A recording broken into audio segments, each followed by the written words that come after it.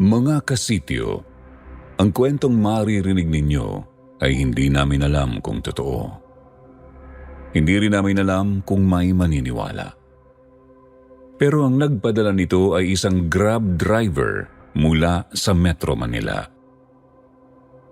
Hindi rin namin alam kung magugustuhan nyo ito o kung iisa ang magiging pakiramdam nyo tulad ng naramdaman namin.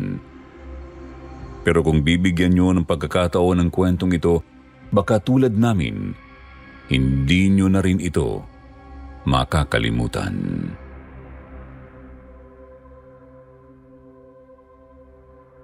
Sir Jupiter, ako nga po pala si Erning. Ilang taon na rin akong nagdadrive ng Grab dito sa Maynila. Dati akong jeepney driver, pero simula nang sumikip ang kita at tumigil ang mga biyahe, nag-loan ako para makabili ng second-hand na kotse. Sa ngayon, ito na ang kabuhayan ko. Mamamasada tuwing gabi, iwas traffic, iwas init, at kung minsan, iwas din sa sarili. Hindi ako palakwento sa mga pasahero ko. Tahimik lang ako. Minsan may dumadaldal, pinakikinggan ko. Pero karamihan sa biyahe ko tahimik lang din ang mga sakay. Parang iwas din sila o baka pare-pareho lang kaming pagod. Pagod sa trabaho, pagod sa buhay, at pagod sa mga bagay na hindi kayang sabihin ng direkta. Kaya minsan iniisip ko, baka lahat ng biyahe hindi lang paghahatid. Baka bawat pasahero may dala ring kwento o multo. Isang gabi, bandang 2:00 ng madaling araw, nasa may Quezon Avenue ako. Papunta sana ng Banawe. Walang gaanong pasahero. Katatapos lang ng malakas na ulan, kaya basa pa ang mga kalsada. Tahimik. Walang masyadong sasakyan. Parang lahat ng tao tulog na. Nakatambay lang ako sa gilid, malapit sa isang 7-Eleven nung biglang may nag-book. Pick-up point, Tandang Sora. Drop-off, San Juan. Walang pangalan sa app. Blanco lang pero valid ang request. May rating siya, puro 5 stars pa nga. Medyo napaisip ako pero tinanggap ko na rin. Sayang din yun, double pay kapag ganong oras. Pagdating ko sa pick-up location, wala akong nakita. Isang madilim na kanto lang. May waiting shed pero walang tao. Hindi ko alam kung boses ba yun ng hangin o kung ako lang talaga ang tinatawag, pero may narinig akong mahina. Kuya? Napalingon ako. Sa likod ng poste may nakatayong babae. Nakaputi. Basa ang buhok, parang bagong ligo o bagong naulanan. Nakayuko lang siya. Hindi mo makikita ang mukha. Tinanong ko kung siya ba yung nag-book. Tumango lang siya. Hindi siya nagsalita. Sumakay sa likod. Tahimik lang. Walang kahit anong tunog. Kahit galaw. Naramdaman ko lang yung lamig sa loob ng sasakyan. Hindi ko binuksan ang aircon, pero nanlamig ako, Sir Jupiter. Yung tipong lamig na parang may yelo sa batok mo. Wala siyang amoy, walang kahit anong bakas ng pawis o pabango. Basta lang, nandun siya. Normal lang sana ang biyahe. Tahimik siya sa likod at ako naman sanay na sa ganung pasahero. Yung mga galing sa night shift o mga ayaw lang talaga makipag-usap. Basta alam ko ang ruta, ihahatid ko. Ganun lang kasimple. Pero ilang minuto pa lang, may napansin akong kakaiba. Yung Waze ko, kung saan ako kadalasang umaasa kapag may pasahero, paulit-ulit na nagre-reroute. Akala ko mahina lang ang signal, kaya naghintay ako ng ilang segundo. Pero ayun na naman, rerouting. Akala mo pinaglalaroan ka ng app. Sabi ko sa sarili ko, baka may traffic kaya nag-a-adjust. Pero ang pinapadaan niya sa akin, puro maliliit na kalye. Mga shortcut na hindi ko pa nasusubukan. At sa oras na yun, 2:00 ng madaling araw, hindi ko na sana babalakin pang subukan. Pero ewan ko po, parang may humihila sa akin na sundin lang yun. Siguro dahil sa katahimikan niya sa likod. Wala man lang reklamo o tanong kung bakit lumilihis kami sa karaniwan. Kaya sige, diniretso ko na. Hanggang sa napansin ko na lang, wala na kami sa mga kalsadang pamilyar sa akin. Mga daan na parang hindi ko pa nadaanan kahit minsan. Walang streetlights, walang ibang sasakyan. Hindi ko nga alam kung may mga bahay pa sa gilid ng daan kasi ang dilim-dilim. Parang walang ibang gumagalaw sa buong syudad kundi kami. Sinubukan kong kausapin siya para maibsan ang kaba sa dibdib ko. Ate, okay lang ba kung dito tayo dumaan? Parang hindi po ito usual route papuntang San Juan. Walang sagot. Deadma. Tumingin ako sa rear view mirror. Gusto ko sanang makita kahit konting reaksyon mula sa mukha niya. Pero Sir Jupiter, doon na ako napatigil. Kasi kahit anong liit ng mata ko o anong anggulo, wala akong makita sa salamin. Walang refleksyon. Napakabig ako. Parang nawala ng preno ang katawan ko. Tumigil ako sa gilid ng daan. Kinabahan. Nanginginig na ang kamay ko habang unti-unting lumingon papunta sa likod. Nandun pa rin siya. Nakayuko pa rin, hindi gumagalaw. Hindi nagsasalita. Parang estatwa. Parang hindi siya naapektuhan sa biglaang paghinto ko. Walang tanong, walang reklamo.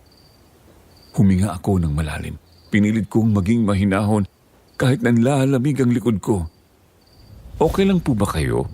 Tanong ko kahit halos hindi ko na makontrol ang panginginig ng boses ko. Doon lang siya nagsalita. Mahina lang, parang giniginaw. Doon mo ako ihatid sa San Roque. Medyo napakunot ang noo ko. Kasi sa app, malinaw na San Juan ang drop-off. Pero San Roque ang binanggit niya. Akala ko nagkamali lang. Baka may kamag-anak siyang doon talaga nakatira kaya tinanong ko siya ulit. Anong San Roque po? Sa Cubao po ba o Navotas o Caloocan? Hindi siya sumagot. Tahimik. Di ko po talaga alam kung ako lang ang may ganitong pakiramdam pero yung klase ng katahimikan niya, hindi siya ordinaryong tahimik. Hindi siya yung tipong pagod lang o walang gana makipag-usap. Yung tahimik niya may laman. Parang pinipilit kang makinig sa bagay na hindi niya sinasabi. At habang tumatagal, mas lalo kong nararamdaman na hindi siya basta pasahero lang. Sinubukan ko siyang tanungin ulit. Ate, alin pong San Roque? 3 po kasi yan eh. Wala pa ring sagot. Hindi siya umiimik. Muli akong tumingin sa salamin. Walang refleksyon. Pero paglingon ko, nandun pa rin siya. Nakaupo, parang hindi gumagalaw. Parang hindi siya buhay. Pero ramdam ko ang bigat ng presensya niya. Yung parang kahit hindi siya kumikibo, buong loob ng kotse, sakop niya. Kahit ayaw ko na sanang ituloy ang biyahe, may boses sa isip ko na nagsabing, ihatid mo siya. Hindi ko alam kung awa, takot o guilt ang nagtulak sa akin.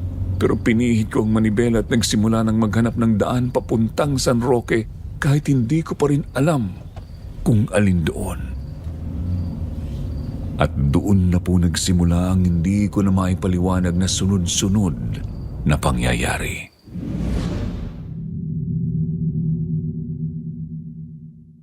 Ang napili kong daan ay papunta sa San Roque, Caloocan. Hindi dahil sigurado ako kundi dahil yun ang pinakamalapit. Hindi ko na kayang tiisin ang katahimikan niya, lalo na't Parang bawat segundo na lumilipas, mas lalo niyang binabalot ng malamig na presensya ang likod ng kotse. Parang may multo akong sinasakyan at kahit pilit kong iniisip na baka pagod lang siya o traumatized, hindi ko maalis sa isipan kong may mali. Habang lumalalim ang gabi, lalo ring lumalabo ang harapan ng sasakyan. Yung windshield ko kahit paulit-ulit kong linisin, parang laging may ulap sa loob. Hindi siya fog lang, kundi parang usok. Manipis pero may bigat. Sa bawat paghinga ko, pakiramdam ko hindi lang hangin ang pumapasok sa baga ko, parang alikabok na may alaala. Amoy ng nabasang lupa, ng bulaklak ng burol, ng kandilang matagal nang naupos. Napansin kong lumamlam ang ilaw sa dashboard ko. Nag-flicker ang ilaw sa gitna ng manibela, tapos unti-unting namatay. Pero umaandar pa rin ang makina. Kaya tuloy ako. Walang trapiko, walang checkpoint, walang kasalubong. Ang buong kalsada para bang nilikha lang para sa biyahe naming yon. Habang nagmamaneho ako, unti-unting pumapasok sa isip ko ang anak kong si Krista. Matagal ko nang hindi naiisip ng buo ang pangalan niya.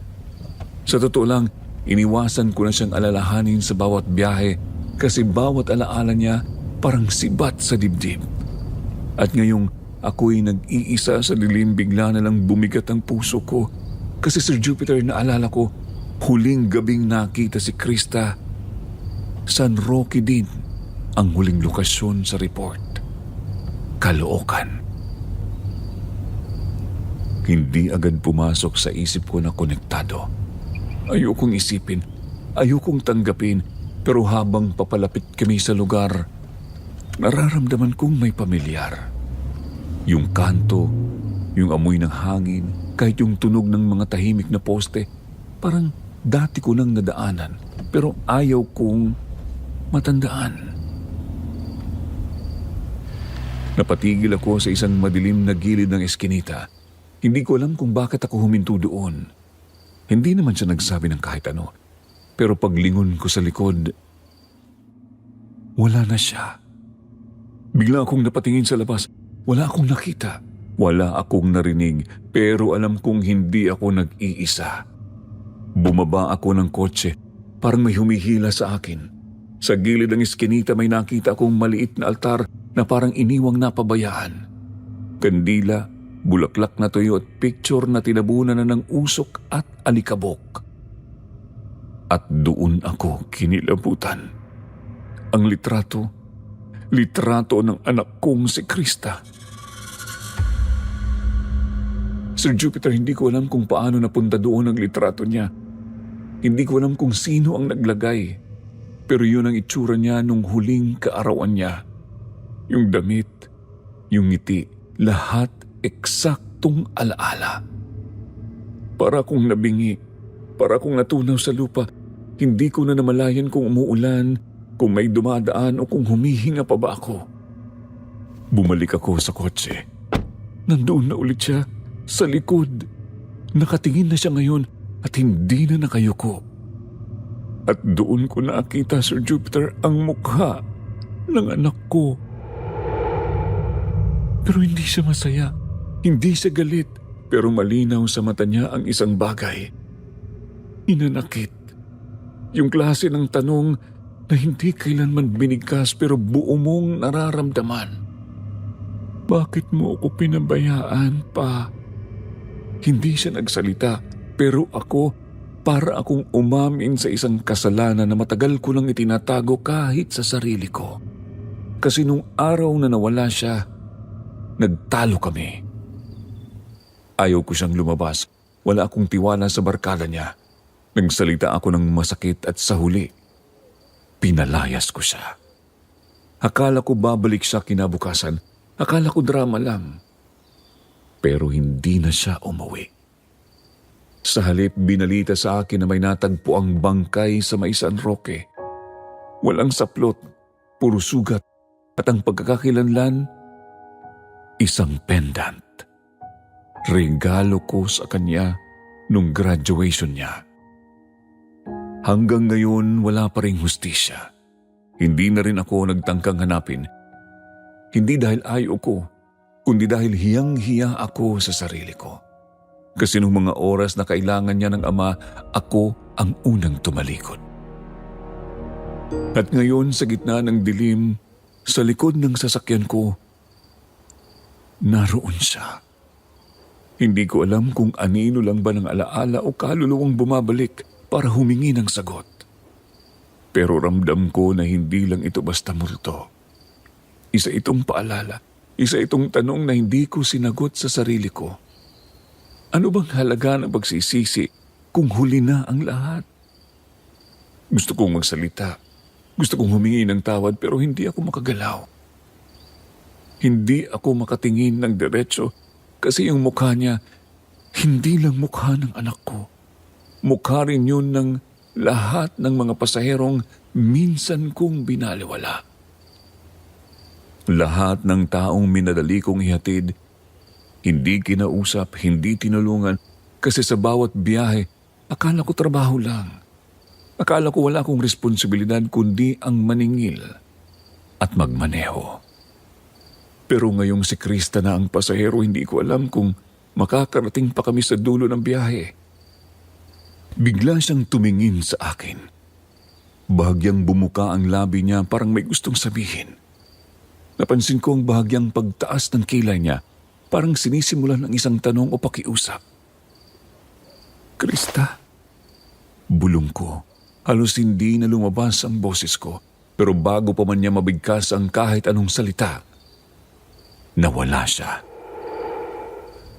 Sa isang igla parang usok na tinangay ng hangin. Naiwan akong mag-isa, hawak pa rin ang manibela. Pero pakiramdam ko wala na akong pinanghahawakang kahit ano. At simula ng gabing yun, hindi na naging pareho ang bawat pasaherong sinasakay ko.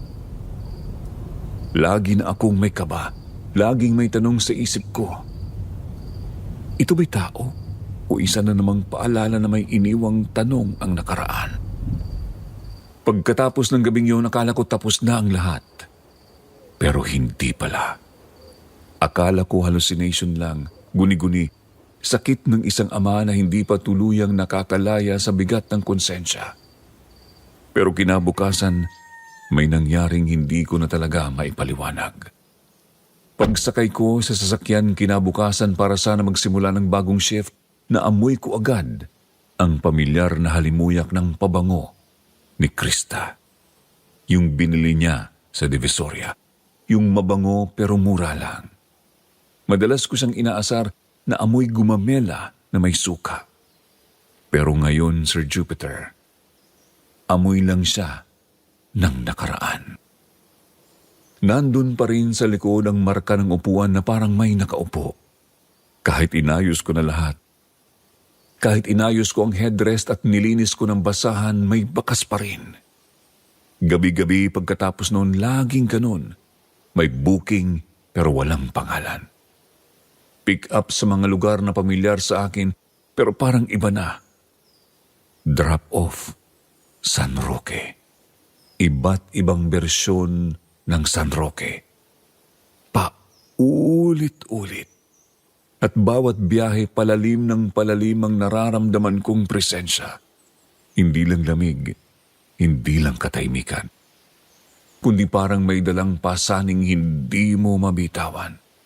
Minsan, parang may bumubulong. Minsan, parang may naririnig akong tunog ng hikbi o hikaw na kumakalansing. Parang multo ng alaala. Sinusundan ako sa bawat kanto. May pagkakataong tila may humihinga sa batok ko habang nakahinto sa traffic light. Sa side mirror, minsan biglang lilitaw ang anino sa likod kahit wala namang pasahero. Kapag tinatalikuran ko na, mawawala. Pero hindi ang takot, hindi ang pakiramdam na may laging nakasakay. Hanggang isang gabi, meron akong naisakay na pasahero. Babaeng matanda. Tahimik lang din, Pero bago siya bumaba, bigla siyang nagsalita. Anak mo siya, di ba? Napalingon ako. Po? Yung sinusundo mo gabi-gabi. Hindi niya kailangan ng driver, kailangan niya ng ama. Paglingon ko para harapin siya. Wala na siya sa likod.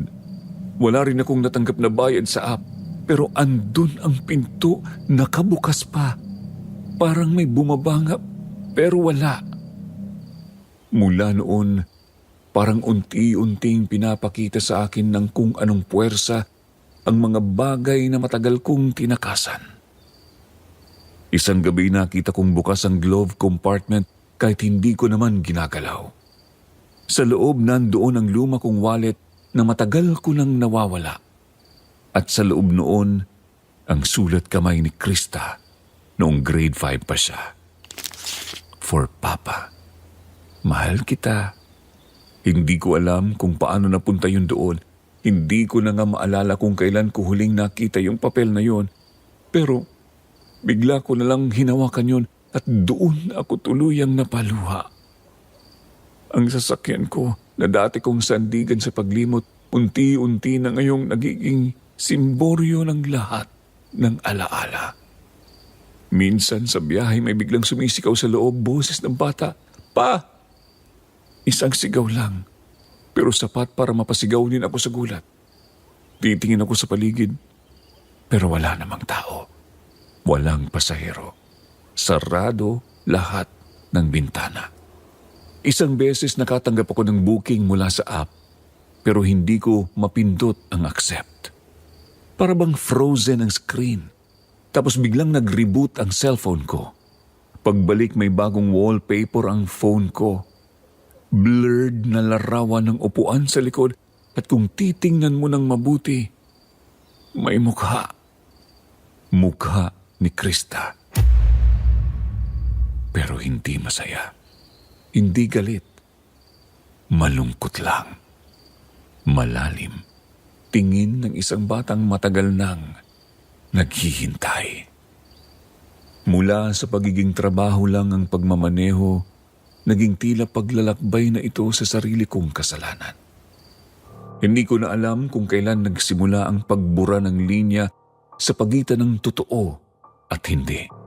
Ang alam ko lang, gabi-gabi akong binabalikan ng mga paa na hindi ko nakita, ng mga mata na ayaw nang ipikit. Tinanong ko na ang sarili ko, ako ba ang sinusundan o ako ang humahanap? Ako ba ang inaabutan ng multo o ako ba mismo ang umaasang makabalik sa nakaraan para maitama ang hindi ko nagawa? At ang mas malupit, lahat ng ito nangyayari habang ako'y gising. Hindi ito panaginip. Hindi ito bangungot. Ito ang biyahe ko gabi-gabi. Isang pagmamaneho sa gitna ng mga kalyeng kilala ko pero parang hindi ko nakilala. Mga pasaherong tahimik pero may kwento. Mga kwento na sa bandang huli, ako rin ang may dahilan. Isang gabi, bandang 3:00 na ng madaling araw, may booking na pumasok. Walang pangalan, walang profile picture. Pick up sa may gilid ng isang abandonadong gasolinahan sa Valenzuela. Drop off, San Roque ulit. Walang ibang detalye. Hindi ko na siyang natatanggapin pero para bang may humawak sa daliri ko at pinindot ang accept. Mabilis ang biyahe. Wala namang traffic. Pero habang papalapit ako sa location, nakaramdam na naman ako ng lamig. Yung lamig na hindi galing sa hangin, kundi parang galing sa ilalim ng balat mo. May kaba, may bigat. Para bang may nakatitig na sa'yo kahit wala ka pang sakay. Pagdating ko sa gasolinahan, walang tao. Wala ring bukas na ilaw. Pero may isang babaeng nakatayo sa tapat ng dating cashier booth. Nakaputing bestida, basa ang buhok. Pamilyar. Hindi siya lumapit, hindi rin siya naglakad. Basta pagkindat ng ilaw ng kotse ko, nasa loob na siya ng sasakyan. Sa likod, hindi ko na nakita kung paano siya sumakay. Hindi ko na siya narinig. Pero Sir Jupiter, nung tumingin ako sa rearview mirror, hindi lang siya ang nandoon. May katabi siya. Bata, payat, nakatitig sa akin. At kahit madilim ang loob ng sasakyan, kita ko ang pendant na suot niya. Yung pendant na regalo ko kay Krista noong graduation niya. Biglang nag-brown out ang buong kalsada, pero gumagana pa rin ang makina ng kotse ko. Hindi ko maintindihan kung paano at tiningnan ko ang cellphone ko para tingnan ang app. Nakalock, hindi ma-unlock, ang screen naging static. Tapos lumabas ang isang mensahe sa screen. Hindi ito biyahe para sa kanila. Para ito sa'yo. Sir Jupiter, doon ako tuluyang kinilabutan kasi lahat ng iniisip kong multo, lahat ng inakala kong nakaraan lang, ngayon ay bumaliktad. Hindi pala ako sinusundan. Ako pala ang dinadala sa kanila.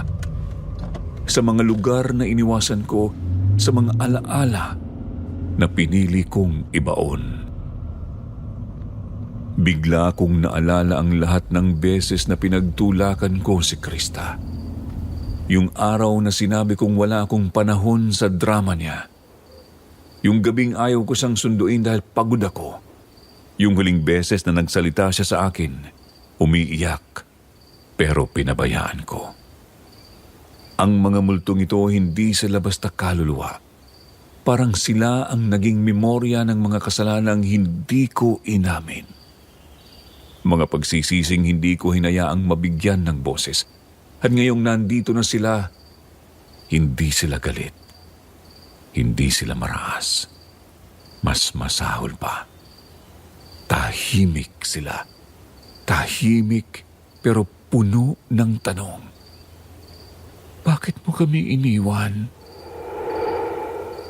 Napalingon ako sa likod pero wala na sila. Ako na lang. Ako lang sa gitna ng madilim na gasolinahan. Bukas ang pinto sa likod, malamig ang hangin at sa upuan may iniwang papel. Drawing, gawa ng bata. May lalaki, may batang babae, magka-holding hands, nakangiti. Sa baba nakasulat sa pulang krayola, sana sinundo mo ako. Sir Jupiter, doon ko na hindi napigilan ang iyak ko. Hindi iyak ng takot, iyak ng taong matagal nang hindi nakaharap sa katotohanan. Yung iyak ng taong akala niya pwede siyang tumakbo habang buhay. Pero ngayon hinarang na siya ng mga kaluluwang may utang siyang hindi pera, kundi pagmamahal. Pagtingin ko sa oras, 3:33 ng umaga. Paulit-ulit, lahat ng biyahe ko laging nagtatapos sa oras na yon. Parang may sinasadya, parang may sinadyang ipaalala. Hanggang napansin ko sa trip history ng app, puro booking galing sa parehong lugar. Gasolinahan, iba-ibang user ID, pero parehong oras, parehong drop-off, San Roque. Parehong pattern, hindi ito glitch, parang replay ng parehong gabi. Kinabukasan nagtanong-tanong ako. Pinuntahan ko yung gasolinahan. Sarado na raw for years. May nasunog daw na babae sa loob ng cashier booth noong 2019 at ayon sa mga residenteng malapit doon, minsan daw may mga dumadaang taxi o grab drivers na humihinto doon kahit wala naman silang pasahero. At ang mas nakakakilabot, meron daw mga saksi na nagsasabing nakikita nila minsan ang isang batang babaeng umiiyak sa gilid ng kalye. Parang naghihintay ng sundo. Hindi namin pinapansin, sabi ng isang tanod. Kasi kapag sinundan mo raw yung bata, Hindi ka na babalik. Hindi ko alam kung anong klaseng sumpa o parusa ang pinasok ko, pero isa lang ang sigurado. Hindi lang ako basta driver sa kwentong ito. Isa akong ama, isang ama na nagkulang.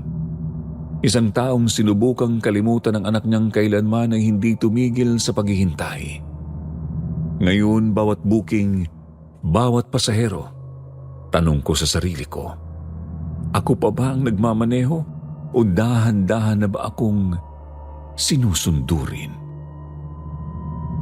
Gusto ko sanang itigil na ang lahat, Sir Jupiter.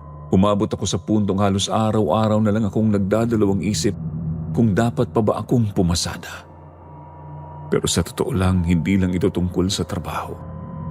Pakiramdam ko sa tuwing tumitigil ako sa pamamasada, mas lumalakas ang presensya nila.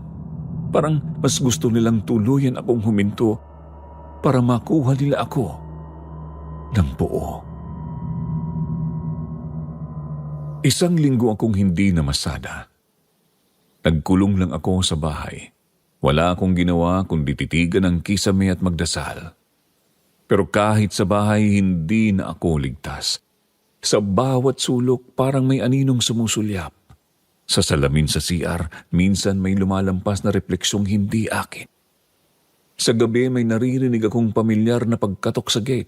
3 sunod-sunod, tulad ng pagkatok ni Krista noon kapag gabi na siya umuuwi. Paglingon ko sa orasan, 3:33 a.m. na naman. Paulit-ulit, kahit anong araw, kahit anong oras ako matulog, lagi akong nagigising sa oras na yon. At sa bawat paggising ko, may naiibang presensya sa kwarto. Hindi ko man makita pero ramdam ko ang lamig. Yung parang may dumaan sa katawan mo, yung buhok sa batok mo, sabay-sabay tumatayo. May isang gabi, ginising ako ng iyak ng bata. Mahinang iyak sa labas ng bintana.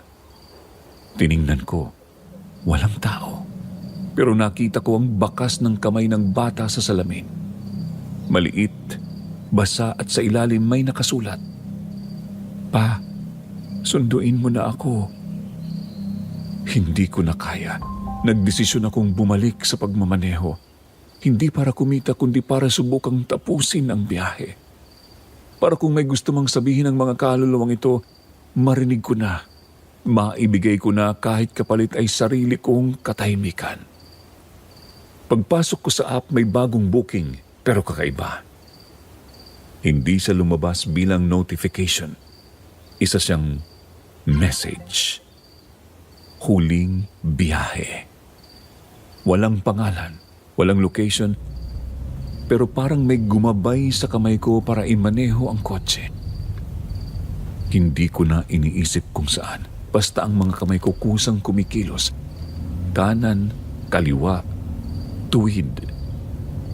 Lumipas ang halos 30 minuto, hindi ako nagkamali sa kanto.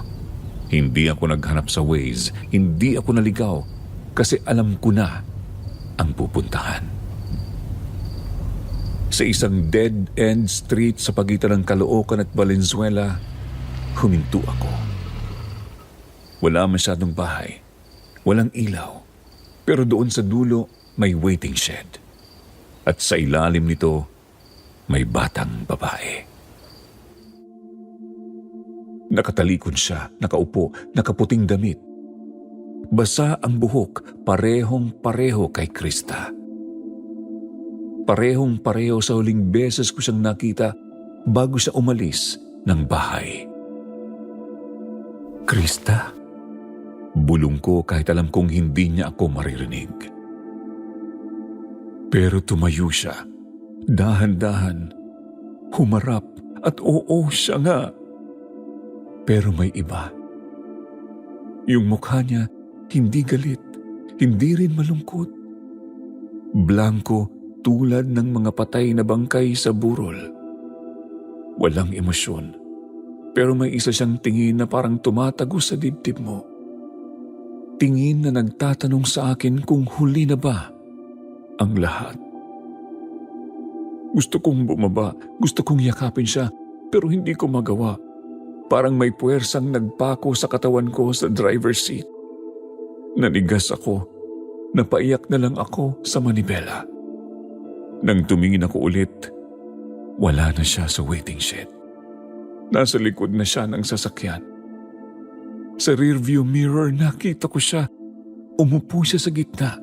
Nakapatong ang 2 kamay sa kandungan. Nakatitig lang sa akin. Hindi ko alam kung ito na ang dulo. Hindi ko alam kung ito na ang huling biyahe. Pero sa mga sandaling yun, wala na akong takas. Wala na akong lakas. Para akong kotseng nawalan ng gasolina. Hinto sa gitna ng gabi. Tahimik at handang tanggapin ang kapalit. Sir Jupiter, habang sinusulat ko po itong liham na ito, hindi ko na po alam kung kailan pa ako huling nakatulog ng buo. Kung minsan nararamdaman kong gising pa ako, pero parang panaginip na ang lahat. Minsan naman tulog ang katawan ko pero gising ang diwa. Nakatingin lang sa kisame. Pinakikinggan ang bawat tunog ng gulong, ng yabag, ng mga hikbi sa loob ng sasakyan. Kanina lang bago ko sinimulang isulat ito, may huli akong biyahe. Isang babaeng pasahero. Pick up sa may lumang simbahan sa Tondo. Walang mukha sa profile. Walang detalye, basta lang nandun siya. At sabi ng instinct ko, ito na. Ito na talaga.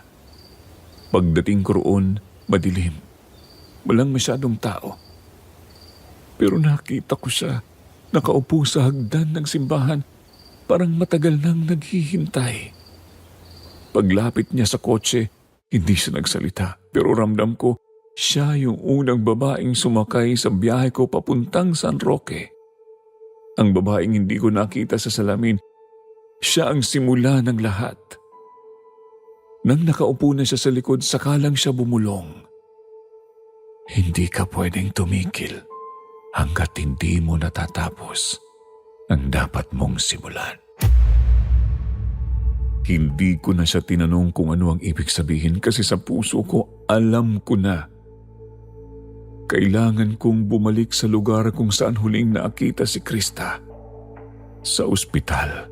Sa mismong lugar kung saan inabutan siyang wala na. Kahit wala sa app, minaneho ko ang kotse papunta roon. Habang papalapit unti-unting naglalabasan sa mga gilid ng daan ang mga pamilyar na mukha. Yung mga pasahero sa nakaraang linggo, yung matandang babae, yung batang lalaki, lahat sila nakatingin lang, parang sinasaksihan ang huling yugto ng isang palabas. Pagdating sa ospital, pumarada ako. Bumaba ako. Dinala ko ang pendant ni Krista na matagal nang nawala pero bigla na lang bumalik sa dashboard ng sasakyan ko. Pinuntahan ko ang lumang emergency room kung saan ko siya huling nakita. At doon sa sulok, may batang nakaupo.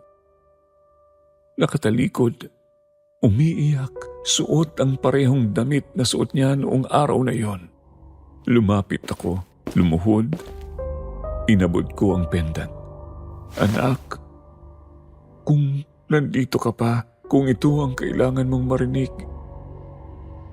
patawad. Hindi ko alam kung kaya ko pa itong itama pero gusto kong malaman mo na hindi ko na kayang mabuhay na hindi ka sinusundo. Walang sagot pero biglang gumaan ang paligid.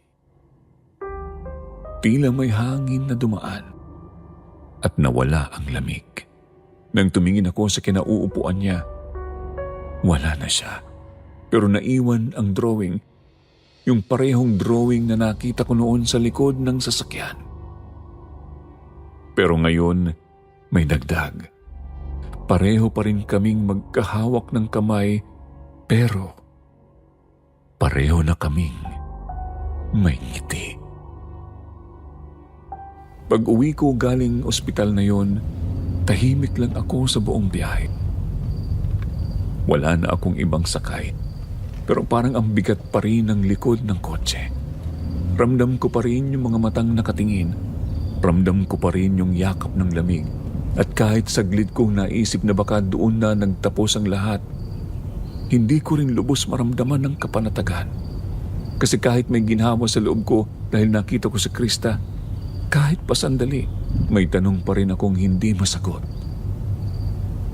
Tapos na ba talaga? At sa mismong gabing yun, habang pauwi na ako, doon dumating ang sagot. Habang nagmamaneho, iniisip ko kung tama bang ituloy ko pa ang pamamasada. Mahina ang ulan, madulas ang daan, malalim ang gabi pero malinaw sa akin ang gabing yun ay hindi na magiging ordinaryo. Habang binabaybay ko ang kahabaan ng C3, may kasalubong akong bus na nawalan ng preno. Isang kisap mata lang ang lahat. Isang malakas na bangga. Pagdilat ko, hindi ko na alam kung anong bahagi ng katawan ko ang gumagana pa. Maliwanag, maputi, tahimik ang paligid. Wala akong naririnig kundi ang sarili kong paghinga. At sa gitna ng liwanag, isang pamilyar na anino ang unti-unting lumapit sa akin. Si Krista, nakasuot ng puti, basa ang buhok. Pero ngayon buo ang ngiti, walang galit, walang hinanakit. Pa, sabi niya marahang-marahan. Hindi pa ngayon. Hindi ko alam kung ano ang mas mabigat. Ang makita siyang buo o ang marinig ang tinig niyang kahit tagal ko nang hinahanap. Lumapit siya. Hinawakan ang kamay ko, mainit ang palad niya. Totoo o kung hindi man, sapat na para maramdaman kong totoo siya sa panahong yun. Hindi pa ito ang dulo ng biyahe mo pa. Marami ka pang kailangang ayusin. Marami ka pang dapat sabihan ng totoo. Gusto kong manatili doon. Gusto kong yakapin siya at hindi na bumitaw. Pero unti-unting humihigpit ang liwanag sa paligid. Unti-unting nagbabalik ang bigat ng katawan ko. Ang ingay, ang tunog ng ambulansya, sigawan, may humihila sa akin pabalik sa mundo. Krista, bulong ko habang naglalaho ang mukha niya. Salamat, anak. Nagising ako sa ospital makalipas ang 2 araw. Bali ang binti ko, may sugat sa ulo at halos di ako makapagsalita noong una. Pero buhay ako. At sa tabi ng kama ko, may isang pendant na iniwan. Hindi ko maalalang dinala ko pero alam kong siya yun. Matapos akong ma-stabilize, kinausap ako ng isang doktor. Sinabi ko lahat, ang mga nakikita ko, ang mga nararamdaman ko, lahat ng mga kwento sa biyahe. At si Krista, hindi niya ako tinawanan. Pero malinaw ang paliwanag niya. Trauma. Guilt-induced hallucinations. Sa matitinding kaso ng depresyon at pagkalungkot, lalo na kung may kasamang sleep deprivation at trauma, pwedeng magkaroon ng psychotic breaks. At ang utak, minsan bumubuo ng mga imahe para makahanap ng resolusyon. Pero hindi ko siya sinagot. Kasi kahit anong paliwanag, kahit gaano pa yun katotoo sa medisina, may bahagi pa rin ng puso ko na naniniwala. Totoo lahat. Totoo si Krista. Hindi man siya bumalik sa katawang kilala ko, pero bumalik siya sa paraang kailangan ko. Paglabas ko sa ospital, hindi ko na agad binalikan ng pamamasada. Nagpahinga ako. Naglakad-lakad. Nagsimula ulit magdasal. Sinubukan kong ayusin ang mga bagay na kaya ko pang ayusin. Ang bahay, ang bakanting kwarto ni Krista, yung mga gamit niyang hindi ko magawang galawin noon. Isa-isa kong nilinis. Nilagay ko ang pendant niya sa ibabaw ng aparador. Pinarangalan ko siya hindi bilang multo, kundi bilang anak na kailanmay minahal ko.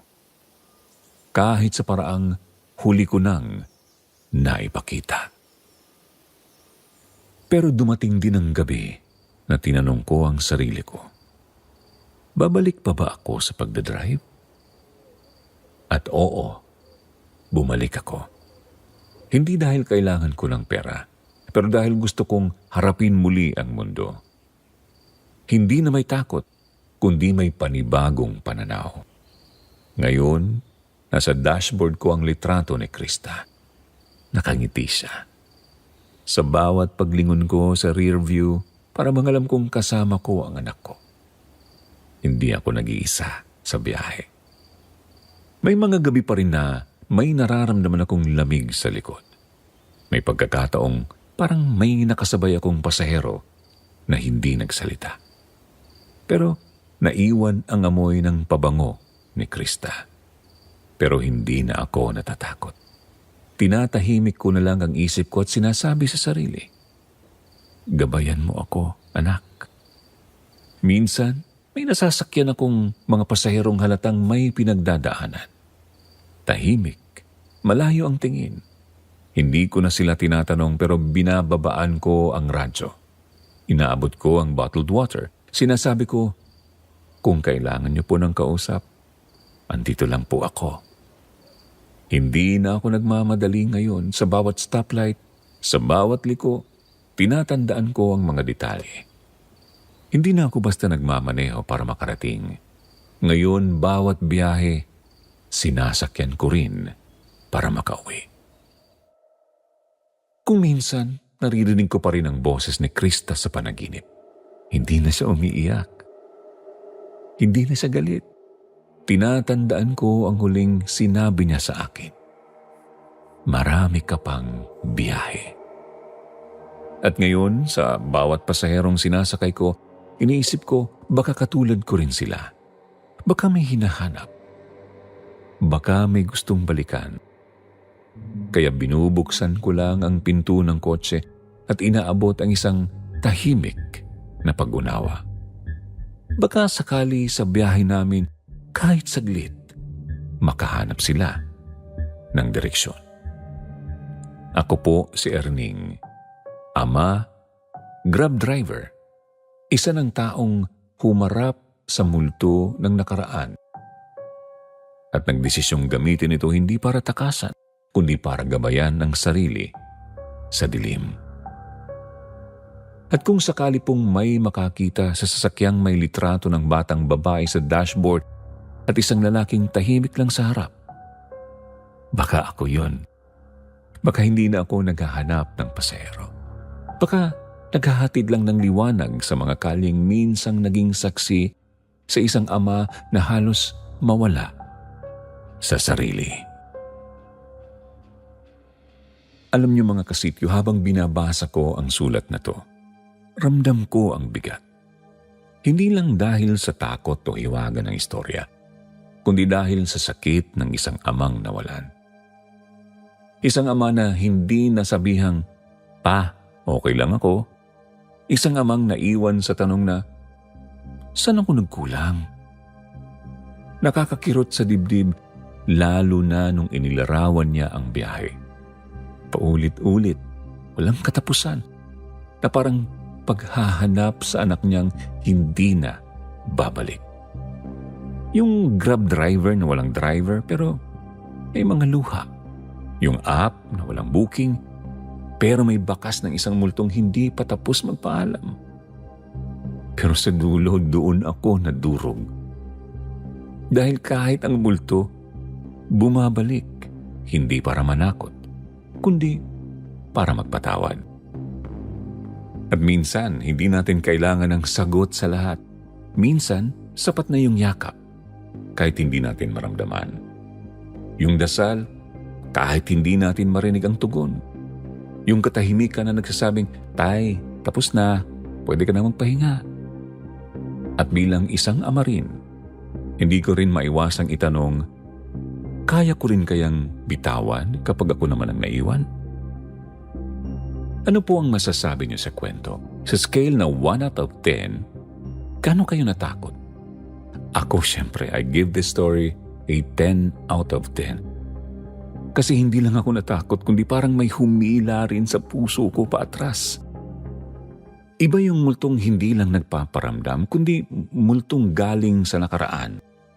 sa mga bagay na hindi natin nasabi, sa mga yakap na hindi natin naibigay, at sa mga anak na nawala nang hindi natin alam kung sapat ba tayong magulang para sa kanila.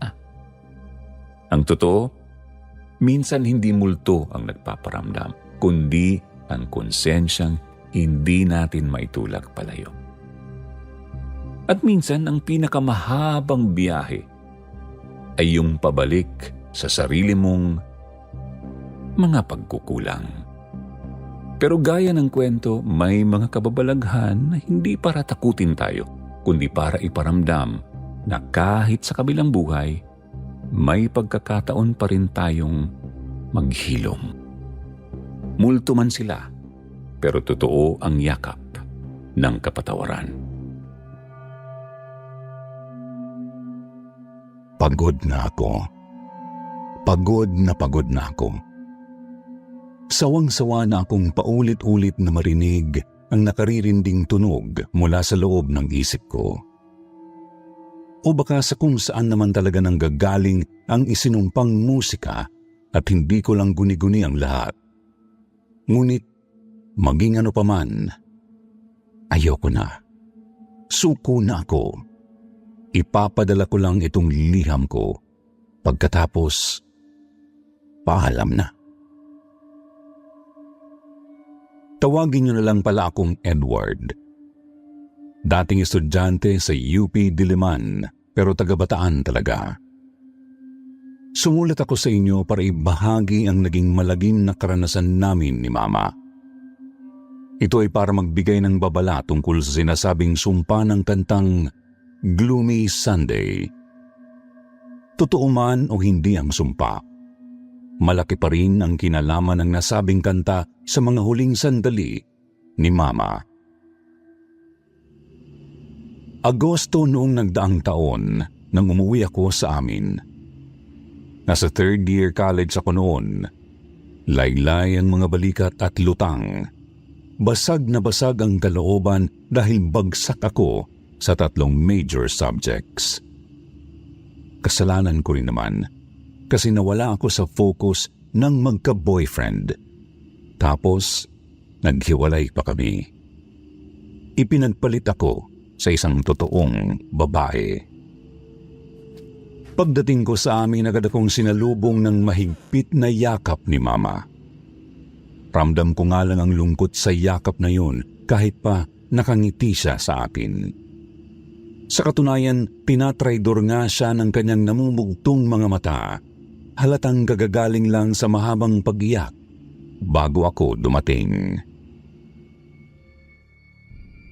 Alam na alam ko kasing hindi pa rin siya tuluyang nakaka-move on sa pagkamatay ni Papa. May 2 taon na noon ang nakakaraan.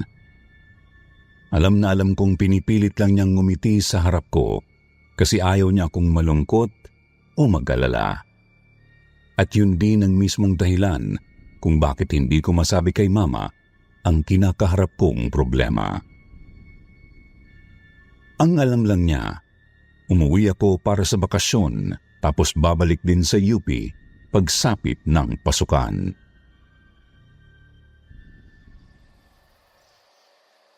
Pinapasok ako ni Mama at sinabi niyang lilinisan lang niya ng mabilisan ang kwarto ko.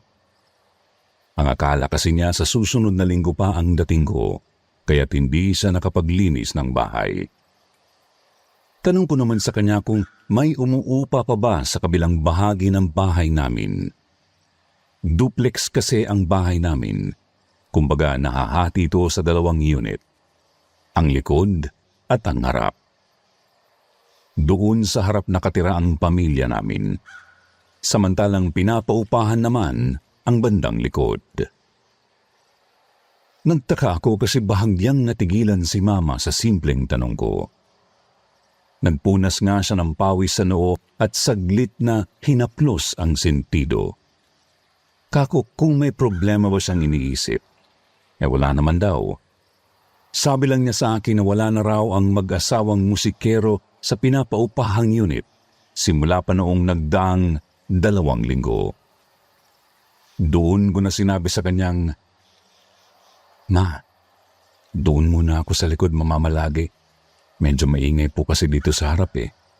Gusto kong makapagpahinga muna sa tahimik na lugar ng ilang araw. Don't worry po. Ako na ang maglilinis, okay? Sir Jupiter, lalo akong nagtaka. Namutla na kasi talaga si Mama. Ramdam kong hindi na simpleng pagkabalisa yun, kundi kilabot at pagtatago ng kung anong hindi ko alam. Tinanong ko ulit siya kung may problema pa ba sa pinapaupahang bahagi ng bahay. Pero hindi naman siya sumagot. Bagkus ay binigay na lang sa akin ang susi ng kabilang unit tsaka sinabihan akong huwag bubuksan ang ikalawang kwarto sa loob. Sabi ni Mama napakagulo pa raw kasi sa ikalawang kwarto ng pinapaupahang unit. Halos bodega pa nga raw kung titignan. Doon lang daw muna ako sa unang kwarto malapit sa kusina ng unit. Tumango naman ako tapos nagpaalam na siyang magpapahinga raw muna. Kinagabihan noon, naging maayos din naman si Mama. Mukhang wala nga siyang kakaibang ikinilos kanina lang pagdating ko. Ipinagluto niya ako ng paborito kong nilagang baka na may mais. Tapos masaya kaming naghapunan. Sakto kasi napawi ang pagod ko sa biyahe at sa paglilinis ng pinapaupahang unit. Masaya rin kaming nagkwentuhan habang naghuhugas ng pinggan at nang manood ng TV. Yun nga lang, nagbago na naman ang timpla ni Mama nang magpaalam akong matutulog na. Kita ko kasing bahagya na naman siyang namutla nang papalabas na ako. Niyakap ko si Mama. Ramdam kong gusto ko na siyang tabihan noon, lalo't miss na miss ko na rin siya. Nanaig nga lang ang tinatago kong hiya dahil sa pagbagsak ko sa UP. Kaya mas pinili ko pa rin doon na matulog sa kabila noong gabing yon. Gusto ko muna kasing iproseso ang lahat sa kalooban ko bago ko sabihin sa kanya. Ang hindi ko alam, ang pasyang yun na pala ang magiging simula ng karimlang mararanasan ko. Pumunta ako sa likod na bahagi ng bahay namin, doon sa pinapaupahang unit. Hindi naman na ito magulo kaya hindi ako nahirapang linisin. May 2 kwarto sa loob, 1 banyo tapos kusina. Yung banyo at 1 kwarto lang muna ang nilinis ko. Ni hindi ko binuksan ang ikalawang kwarto. Agad kong isinubsob ang mukha sa unan ng makahiga. Dinadalangin sana makatulog agad at nang hindi ko na gaanong maisip ang kabiguan sa sintang paaralan. Ang kaso, hindi ako dinadalaw ng antok. Kahit pagod na ang kalooban at katawang lupa ko. Tumihaya ako. Ninanamnamang tahimik at madilim na paligid ng kwarto. Saglit na tinignan ang oras sa cellphone ko. 10:40. Napadilat lalo nang may marinig akong tunog na nagmumula sa kung saan. Hindi ko masabi kung ano eksakto ang pinanggagalingan ng tunog. Pero katunog nito ang kinikiskis na salamin. Napakatinis, medyo masakit pa nga sa tenga kung tutuusin. Bumangon ako at sinubukang alamin kung saan nagmumula ang tunog. Napunta ako sa harap ng nakasarang kwarto ng pinapaupahang unit nang hindi nagbubukas ng ilaw. Bubuksan ko na sana ang pinto, ngunit napapitlag ako nang hawakan ko ang doorknob. Bigla kasing sumabay sa matinis na tunog ang isang napakalungkot na lumang musika. Isang kantang natukoy kong pinapatugtog ni Mama sa kabila. Pagkatapos sa di malamang dahilan, nanginig ang kalamnan ko at bumilis ang tibok ng dibdib ko. Bigla ring bumulaga sa utak ko ang mga nangyari sa UP. Ang iyak ko nang magkahiwalay kami ng jowa ko at ang hagulhul ko nang malamang bagsak ako. Dali-dali akong bumalik sa kwarto at isinubsubulit ang mukha sa unan. Pinipilit takpan ang tenga upang hindi marinig ang matinis na tunog at ang malungkot na kanta. Subalit sadyang naririnig ko pa rin sila. Kasabay ng muling pagbigat ng pakiramdam ko at muli kong pag-iyak. Hanggang nagsilbi na silang pampatulog ko noong gabing iyon. Kinabukasan wala na ang parehong tunog pagkagising ko, pero napakasakit naman ng aking ulo. Agad akong bumangon, naligo, nagbihis at pinuntahan na si Mama. Pagdating ko sa harapang bahagi ng bahay, bumungad sa akin ang napakababangong sinangag at kape. Maliwalas din ang bati sa akin ni Mama ng magandang umaga. Bagamat halata kong umiyak na naman yata siya ng magdamag. Habang kumakain, tinanong ko si Mama kung ano ba yung pinapatugtog niya noong nagdaang gabi. Kako kahit hindi ko narinig ng maayos, medyo depressing at nakakikilabot kasi yung kanta. Sabi naman ni Mama, wag ko na lang daw pansinin at nagpapaantok lang siya noon. Hindi raw kasi siya makatulog.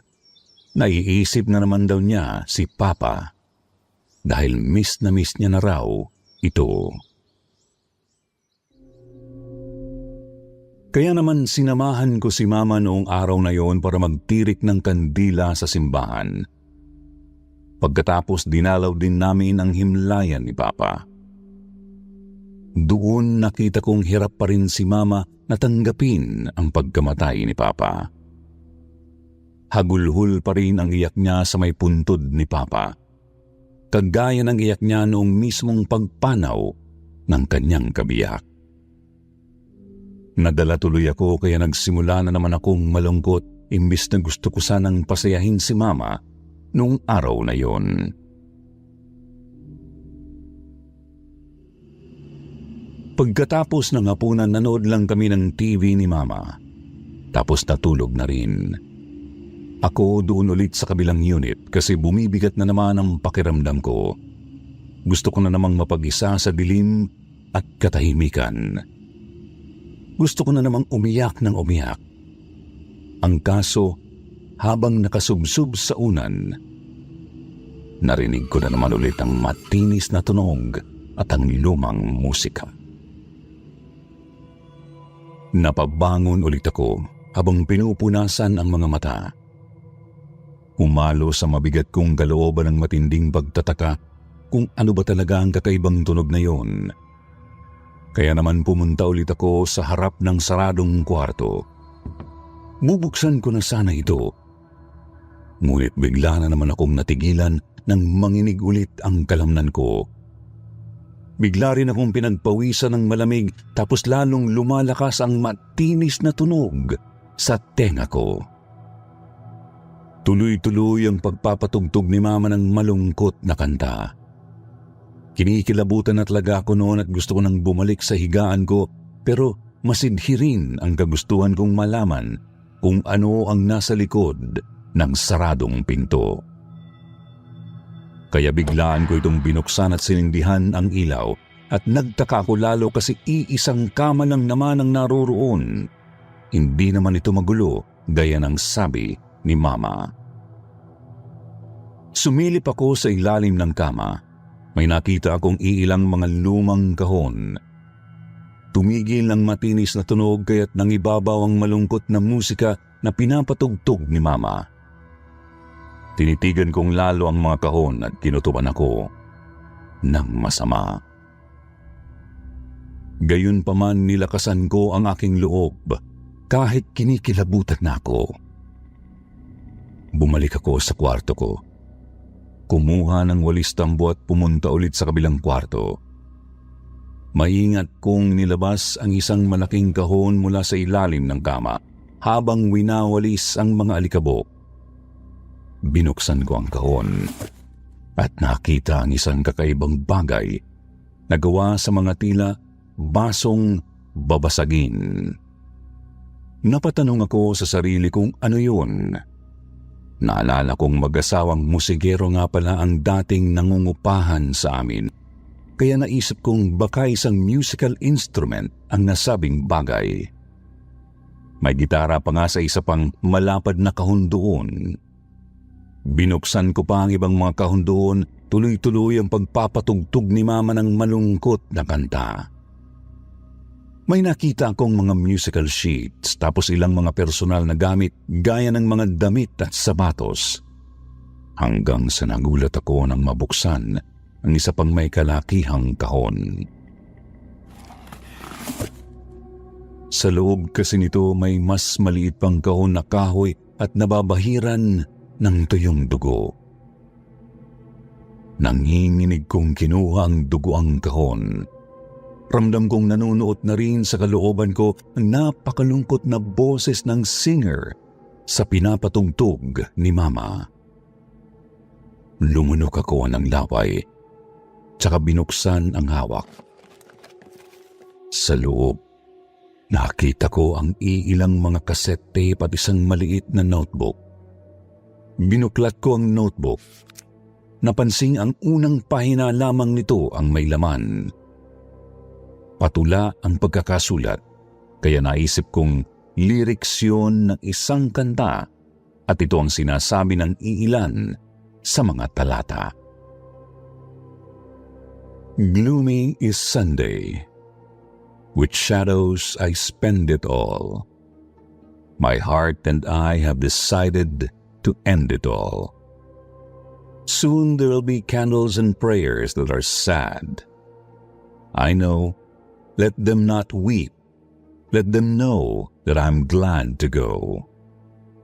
Death is no dream, for in death I'm caressing you. With the last breath of my soul, I'll be blessing you. Sir Jupiter, lalo akong nangilabot nang mabasa ang nakasulat.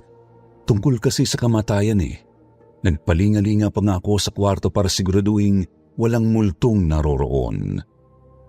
Ako pa rin ang mag-isa sa kwarto. Ngunit tuloy-tuloy pa rin ang pinapatugtog ni Mama. Mukhang pinapaulit-ulit niya ang parehong kanta ng walang katapusan.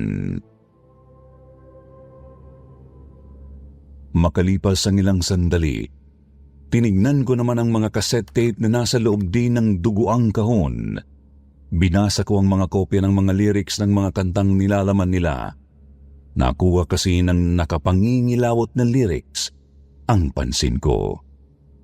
Naisip kong gusto kong marinig kung anong kanta ang mga ganoong lyrics. Pero wala naman akong makitang kanta sa mga kaset na tumutugma sa nabasa ko. Ilang sandali pa bumalik na ako sa kwarto ko, dala ang notebook.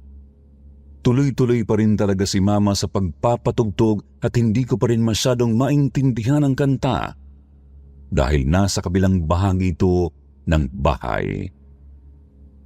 Nang makahinga na ako, naalala kong hindi ko pala naisara ang kabilang silid. Subalit, napatili ako ng bahagya nang marinig kong biglang nagsara ang pintong yun. Ilang segundo lang, nagsimula naman ang napakatinis na tunog na nagpakilabot sa akin. Hindi ako nakatulog ng maayos noon, Sir Jupiter. Kaya maaga akong lumawas para bumili ng pandesal. Medyo mabigat nga lang ang gising ko kasi bumungad na naman sa akin ang tuloy-tuloy pa ring pagpapatugtog ni Mama. Nagtataka na nga ako kung paano niya nai-rewind ang pinapakinggan. Hindi pa siya natulog? Nagpatuloy ako papunta sa bakery. Inisip kong tsaka ko na i-check si Mama pagbalik ko para may almusal nang nakahanda. At habang naglalakad pa uwi, binati ako ng isang kapitbahay naming babae. Sinabi niyang matagal na raw niya akong hindi nakikita at di raw niya alam na nakauwi na pala ako. Nagkakwentuhan kami saglit hanggang sa masabi niyang, "Uy, Edward, bantayan mo yung mama mo ha. Hindi biro ang pagkagulantang niya nang magpakamatay si Vicente." Nagulat ako. Sinong Vicente? Tsaka nagpakamatay? Bakit walang nabanggit si Mama? Inusisa ko ang kapitbahay namin, Sir Jupiter. Doon ko na lamang nagpakamatay pala ang umupa sa unit namin may 2 linggo pa lang kakaraan. Nagpakamatay ito dahil naunang pumanaw ang asawa sa cancer. Muli kong narinig ang matinis na tunog mula sa kung saan. Kaya pala naaalala na naman niya palagi si Papa. May nangyari pala dito sa bahay habang wala ako. Tuloy-tuloy na humuhuni ang matinis na tunog sa isip ko. Sir Jupiter, dali-dali akong bumalik ng bahay. Halos mabitawan ko nga po ang bitbit na supot ng pandesal. Pakiramdam ko gusto kong yakapin si Mama noon. Pakiramdam ko gusto kong pawiin ang trauma at lungkot na kanyang dinadala. Tuloy-tuloy ang takbo ko habang tuloy-tuloy lang din ang nakakikilabot na matinis na tunog sa isip ko.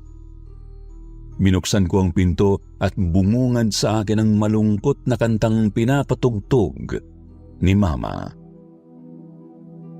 Gloomy is Sunday, with shadows I spend it all.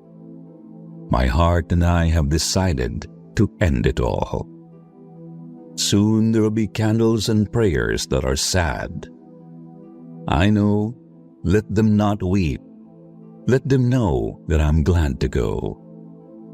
Death is no dream, for in death I'm caressing you. With the last breath of my soul, I'll be blessing you. Nanginig ang kalamnan ko. Nabitiwan ko ang supot ng pandesal sa sala. Hindi ko maintindihan kung bakit napakabigat ng pakiramdam at napakasama ng kutob ko noong sandaling yun.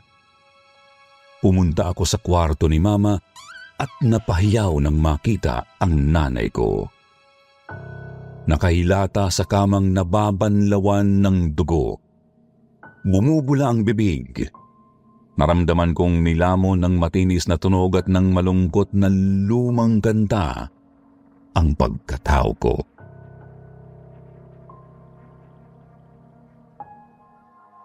Sir Jupiter, mabilis lumipas ang mga araw nang hindi ko ramdam. Maya't mayang humuhuni sa isip ko ang napakatinis na tunog.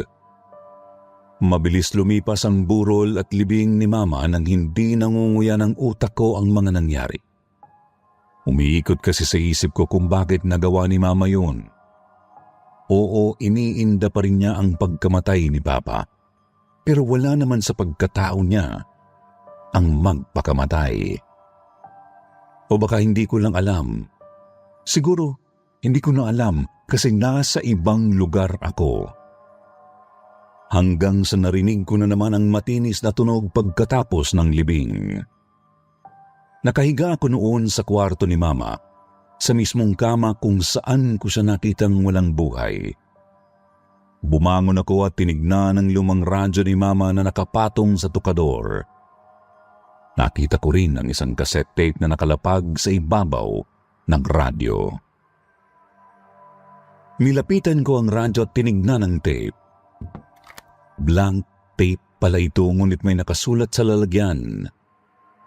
Gloomy Sunday. Iniwan ko ang tape. Dali-dali akong bumalik sa pinapaupahang unit habang tuloy-tuloy ang matinis na tunog sa isip ko. Binuksan ko ang kwarto kung saan nagpakamatay si Vicente. Nanlaki ang mga mata ko nang makitang nasa ibabaw na ng kama ang kakaibang instrumentong tila mga basong salamin. Doon ko na kumpirmang doon mismo nanggagaling ang matinis na tunog. Umiikot-ikot ito kahit wala naman akong nakikitang gumagamit. Ilang sandali pa lalo akong nanigas nang dumapo sa pandinig ko ang kantang Gloomy Sunday mula sa kwarto pa ni Mama. Tumingin ako ulit sa salaming instrumento at napansing naroroon pala sa tabi nito ang maliit na notebook. Kinuha ko ang notebook tsaka kumaripas pabalik sa harapang unit. Ni hindi ko na naisara ang mga pinto doon sa likod. Pagbalik ko sa kwarto ni Mama, hindi naman nakasalang ang tape sa radyo. Di ko na maintindihan kung talaga bang guni-guni ko lang ang pagtugtog ng Gloomy Sunday. Isang sumpaw sadyang pinaglalaroan lang ako ng aking isip. Subalit na itanong ko rin sa sarili, bakit kaya pinapatugtog palagi ni Mama ang malungkot na kanta? Lumabas ako ng kwarto ni Mama. Hindi na nawala ang malungkot na musika at matinis na tunog sa isip ko. Pumunta ako sa kwarto ko sa mismong unit ng pamilya namin. Tsaka doon nagkulong. Habang dinig ko ang musika, binasa ko ang lyrics na nasa maliit na notebook. Gloomy is Sunday. With shadows I spend it all. My heart and I have decided to end it all. Pakiramdam ko kinakausap ako ng kanta. Pakiramdam ko pinapalabas nito ang lahat ng lungkot, kabiguan at kadiliman mula sa kalooban ko. Pinaparamdam nito sa aking isa kong palpak na estudyante. Pinaparamdam nito sa aking wala na ang mama ko. Soon there will be candles and prayers that are sad. I know, let them not weep. Let them know that I'm glad to go. Araw-araw humuhuni sa isip ko ang lumang kanta at ang matinis na tunog. Tunog mula sa napagalaman kong isang glass harmonica. Nung una nararamdaman kong dinadamayan ako nito sa aking pagkalugmok. Subalit nitong mga nagdaan lang, nararamdaman ko ng hinihila na ako nito sa hukay. Pakiramdam ko, gusto ko nang sundan si Mama. Death is no dream, for in death I'm caressing you. With the last breath of my soul, I'll be blessing you. Palagi na akong nagigising ng umiiyak at pawis na pawis. Minsan may laslas pa sa palapulsuhan at may dugo sa bedsheet. Hinahanap sa madidilim na umaga ang mababangong kape at sinangag. Hinahanap-hanap si Mama. Hinahanap-hanap ang mainit na kalinga sa gitna ng nakaririndi na tunog. Gloomy Sunday. Dreaming. I was only dreaming. I wake and I find you asleep in the deep of my heart.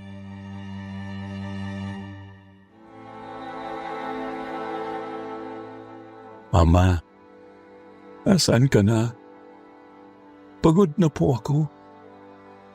Pagod na ako.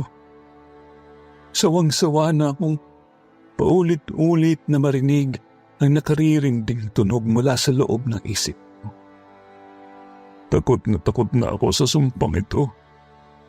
Isang lumang sumpang mukhang totoo nga. Ayoko na, Ma. Suko na ako. Gusto ko nang sumama sa inyo ni Papa. Isama ninyo na ako. Darling, I hope that my dream never haunted you. My heart is telling you how much I wanted you. Gloomy Sunday.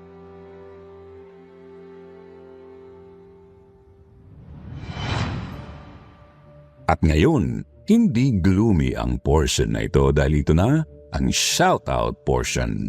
Shoutout to Cicely, Imelda Colocar, Even Limay, Mariana Villaflores, Maria Cristina, Hale Regine Lade, Chris Mayang Probinsyana.